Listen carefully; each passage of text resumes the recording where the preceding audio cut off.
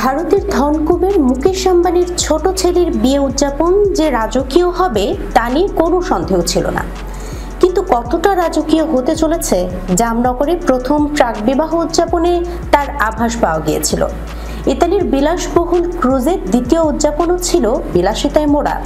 প্রাকবিবাহে যদি এমন রাজকীয় আয়োজন থাকে তাহলে বিয়েতে কি হবে বিস্ময় প্রকাশ করেছিলেন অনেকেই।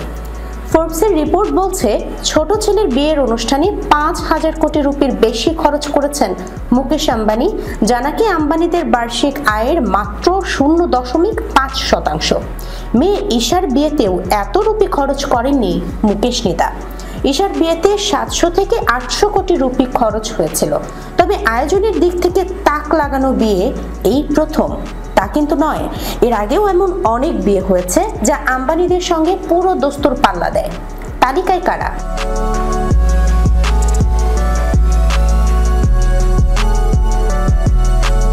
1981 সালে ইংল্যান্ডের তৎকালীন যুবরাজ চার্লস এবং যুবরানী ডায়নার বিয়ে গত কয়েক দশকের সবচেয়ে আড়ম্বরপূর্ণ বলে মনে করা হয়। রাজপরিবারের বিয়ে, তাই আক্ষরিক অর্থেই রাজকীয় ছিল।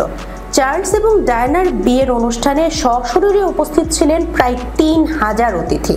তবে বিয়ের অনুষ্ঠান টিভিতে সম্প্রসারিত হওয়ার 74টি দেশের প্রায় 75 কোটি নাগরিক সাক্ষী থাকতে পেরেছিলেন ঐতিহাসিক মুহূর্তের। সেন্ট পলস ক্যাথিড্রাল গির্জায় বিয়ে হয়েছিল চার্লস এবং ডায়নার। বিয়েতে ডায়না যে গাউন পরেছিলেন তা পুরোটাই মুক্তার তৈরি, প্রায় 10,000 মুক্ত বসানো গাউনে। বিয়েতে প্রায় 27টি কেক কাটা হয়েছিল।